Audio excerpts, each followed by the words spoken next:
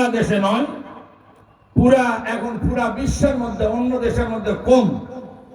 বাংলাদেশ ভারত উপমহাদেশে তবলিগের নামে সাতপন্থী যারা আছে, এই সাতপন্থী ইসলামী লেবাস ধরে তবলিগের নাম দিয়ে মুসলমানদের মধ্যে মারাত্মক বিভেদ সৃষ্টি করে চলে যাচ্ছে।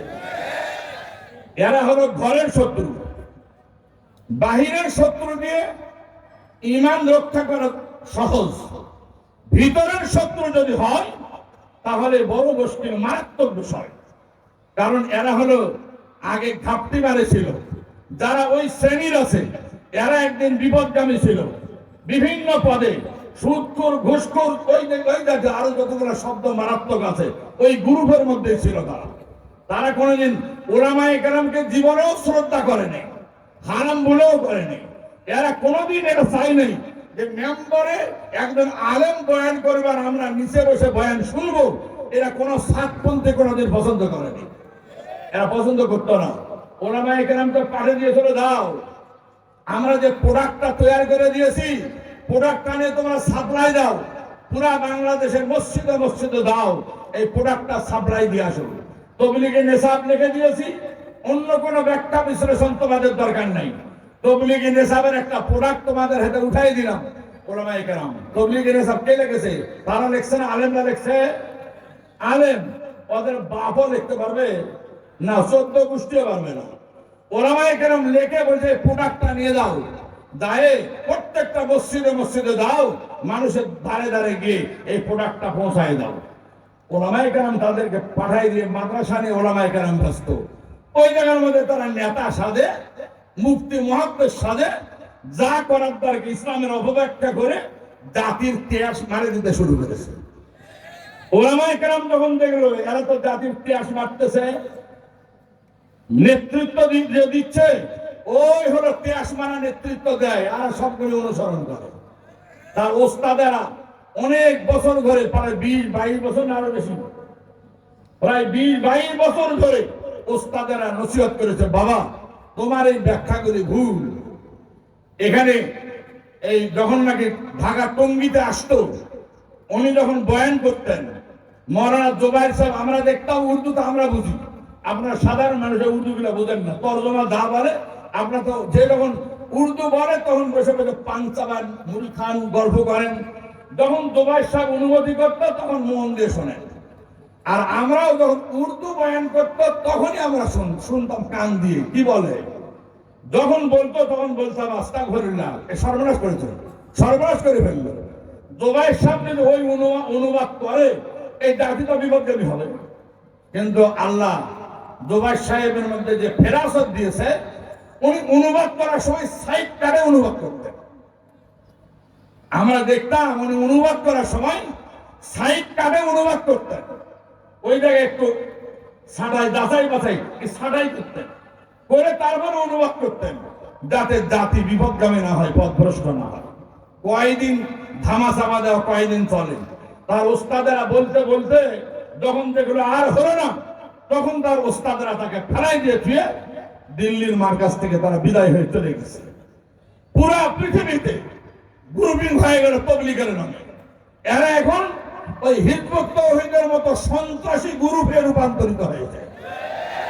এই সেই দিন ঢাকাতে সারা বাংলাদেশের সাতপন্থী যতগুলি আছে লাঠি সোটা নিয়ে সেই দিন ওই কাকরাইল দখল করার জন্য তারা গেছিল। ওলামায়ে কেরাম লাঠি নিয়ে সারা বাংলাদেশ থেকে গেছ, খুব ঠিক আছে। যদি ওলামায়ে কেরাম মারামারি করতে চাতো, ওলামায়ে কেরাম যদি বলতো যে পাশার ছান উঠাই বেড়াবো, যদি ওলামায়ে কেরাম সামনে দাঁড়াতো, সারা বাংলাদেশে যত সাতপন্থী আসো লাশ হয়ে আসতে সবগুলি। ওলামায়ে কেরাম এরা চায় না। ওলামায়ে কেরাম বলে ঠিক আছে, কোনো গন্ডগোলের দরকার নেই, যেমন কাজ করতেছ করো, আরো সময় দেওয়া হলো, দেখি সংশোধন হও না। এই জন্য আমি বলবো এই সাতপন্থীরা হলো মাদ্রাসা এবং ওলামায়ে কেরামের বিরুদ্ধে, দেখবেন এদের বিশুদ্ধ আলেমের বিরুদ্ধে। এরা মাদ্রাসার শত্রু, এরা আলেমদের শত্রু, এরা প্রকৃত আসল তবলিগী নয়। এরা সাতপন্থীতে যাদের মধ্যে বাঁধে গেছে, ওই অপব্যাখ্যা যেটা আছে এই সব প্রোডাক্ট নিয়ে তারা ময়দানে করে প্রত্যেক জায়গায় ওলামায়ে কেরামের বিরুদ্ধে তারা কথা বলে। এই জন্য আমি আপনাদের কাছে উদাত্ত আহ্বান জানাবো, ওলামা পরিষদের পক্ষ থেকে আপনাদেরকে অনুরোধ করব, সাতপন্থীদের অপতৎপরতা, তাদের স্লোগান, তাদের বয়ান, এসবগুলিকে আমলে নিবেন না। যদি না নেন, নিজের ঈমান আর আমলকে হেফাজত করা সহজ হবে।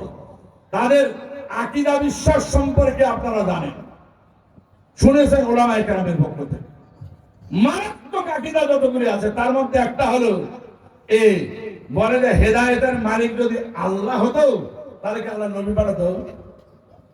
হেদায়েতের মালিক আল্লাহ হলে কি আল্লাহ নবী পাঠাতো নাকি? কত বড় গাঁজাখোর! কোরআন হাদিস কি বুঝেছে একটু চিন্তা করে দেখেন। হেদায়েতের মালিক আল্লাহ হলে বলে নবী পাঠাতো না, মানে হেদায়েতের মালিক আল্লাহ নয়। কোরআনের কি কচু বুঝেছ? কি বুঝেছো তুমি? জাতিকে কি দেবে কোরআন? পরিস্থিতি আমাদের এমন ধরনের। আমি এটা আপনাদের কাছে অনুরোধ করব, সাতপন্থীদের থেকে নিজের ঈমান আর আমল হেফাজতের জন্য আপনারা প্রস্তুত থাকুন। ওলামায়ে কেরাম যেটা ঘোষণা দিয়েছিল যে তাবলীগী ইজতেমা একটা হবে, কাকরাইল ওলামা সমর্থিত তাবলীগের নিয়ন্ত্রণে থাকবে। এরা কি জন্য জানেন? তাদের দ্বারাই মানুষের ঈমান আমলের ক্ষতি হচ্ছে। এটাকে বাঁচাবার জন্য, তাদেরকে আউট করে দেওয়ার জন্য ওলামায়ে কেরাম সিদ্ধান্ত নিয়েছিল। কিন্তু সরকারের পক্ষ থেকে অনুরোধ করা হয়েছে, আমরা এখনো দেশ নিয়ন্ত্রণ করতে পারি নাই, সংশোধন করতে পারি নাই, সময় লাগবে। আপনারা এই সময় যদি এই অবস্থাগুলি করেন, তাহলে আমাদের জন্য আরো একটু কঠিন হয়ে দাঁড়াবে। আমাদের একটু সহযোগিতা করেন। সরকার যদি বলে আমাদেরকে সহযোগিতা করেন, তাহলে ওলামায়ে কেরামের দায়িত্ব কি? সহযোগিতা করে তো ওলামায়ে কেরামের দায়িত্ব। এই জন্য ওলামায়ে কেরাম তোমাদেরকে কিছু বলে নাই। তাছাড়া পুরা বাংলাদেশ থেকে লাঠি সোটা নিয়ে দল ধরে সাতপন্থীরা যখন গেছো, কারো দরকার হতো না মাদ্রাসার ছাত্রদের পিটন জীবনে খাও নেই। ও মিয়া, পুলিশে পিটতে জানে, সাইজ করে পিঠে মরে যাবে, কোনো দাগ থাকবে না।